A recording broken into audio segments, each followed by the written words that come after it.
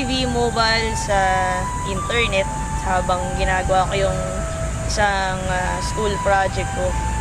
Naghanap din ako ng extra income ng that time. So, hindi ko na pinalagpas yung ads na yun sa internet.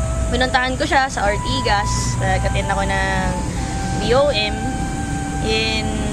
Nagustuhan ko talaga yung business. Pero, unang problema ko talaga nun dahil estudyante pa ako nun that time is pera. Wala akong pang-join.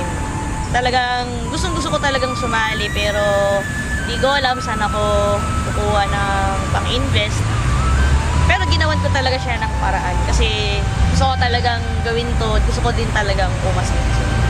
Nung simula ako dito sa V-Mobile, talagang nahirapan ako kasi konti lang yung kakilala ko. Mahihain din akong tao. So, hindi ko alam paano ko talaga sisimulan yung business.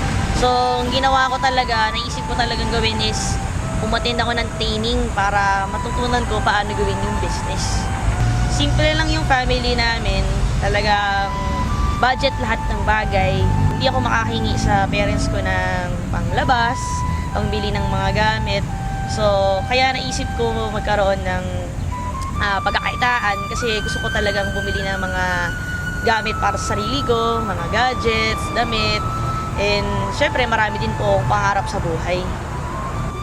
Naisip ko, kahit na meron akong mga leaders, meron company, meron training, I know na kailangan mag-depend ako sa sarili ko. Kailangan ako mismo meron akong believe sa sarili ko na kaya kong gawin. Kasi kung nagawa ng iba, alam mo kung kaya ko rin. So, ginawa ko lahat ng pwede kong gawin. Nag-research ako ng trainings, at nagbasa ako ng mga books, at nag-ask din ako ng mga advices and opinions sa mga successful na tao. So, by that, nakakuha ko ng mga tips and techniques. In-apply ko lang siya doon sa aking business and hindi ko napansin na effective talaga siya and talagang magbo-boom yung business. Ang sarap ng feeling kasi di ko expect na aabot pa doon yung income ko sa business kasi ang akala ko lang talaga extra income, so akala ko maliit lang yung kita pero di ko expect na aabot pala talaga siya ng milyon. Kung talagang seryosohin mo yung business, seryoso talaga yung ibabalik niya sa'yo. Nakuha ko yung unang sasakyan ko after 1 year mahigit ko sa business kasi part-time pa lang ako nun, estudyante pa lang ako nun. Yung first car ko, Mitsubishi Galant, actually second hand pa lang ngayon. And siguro mga around less than 200,000 yung bili ko doon. So because of that car, doon na nagsimulang mag-expand yung network ko kasi nakita na rin ng mga iba, nagkaroon ng resulta at nakapunta rin ako sa mga ibang place. So after few months, siguro sabihin natin na after 6 months na pinalitan ko siya ng Ford Expedition kasi gusto ko ng malaking sasakyan para magmukha naman ako malaki. Iba kasi yung feeling pag naka-expedition ka. After ko mag second hand ng kotse, naisip ko naman mag brand new para yung kakaibang feeling. So next car ko naman, third car ko is yung Hyundai Sonata. Ang saya kasi para siyang pang bridal car eh. And then, after nung Sonata, after 3 months, bumili naman ako ng Chevrolet Suburban. Pinalitan ko naman yung old ko na Ford Expedition para mas bago na rin yung family car namin. Then, sabi ko na lang, before ko makuha yung Camaro, pinagdasal ko muna siya kay God. Kasi sabi ko, Lord, gusto ko ng isa pang car. Pero, kung hindi mo siya ibibigay pa sa akin ngayon, okay lang.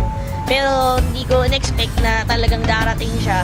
So, ito naman ngayon yung latest car ko, yung Camaro.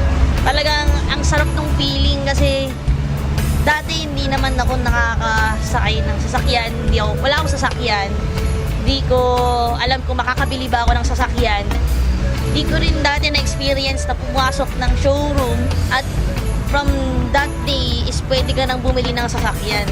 Nung una pa nga, ayaw ko pansinin ng mga agents kasi siguro akala nila isa lang ang umusmus na bata. Pero di lang nila alam na ako na pala yung bibili ng sasakyan. So, iba talaga yung feeling kasi parang iba yung achievement na mararamdaman mo eh. So, talagang sobrang thankful talaga ako sa business, sa V-Mobile, kay God, tsaka syempre, yung determination ko na gawin yung business. Sa lahat ng nag-reject sa akin, maraming salamat kasi dahil sa inyo, lalong lumakas yung loob ko na gawin yung negosyo at patunayan sa mga hindi naniniwala sa akin na kaya kong gawin yung business with or without you. Dahil sa inyo, yung spirit ko na gawin yung business talagang sobrang grabe.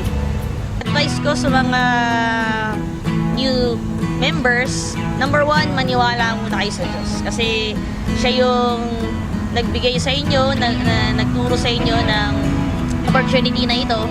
Magtiwala din kayo sa company kasi yan yung magbibigay sa inyo ng mga commissions ninyo. And lastly, magtiwala kayo sa sarili ninyo kasi wala namang imposible kung marunong kang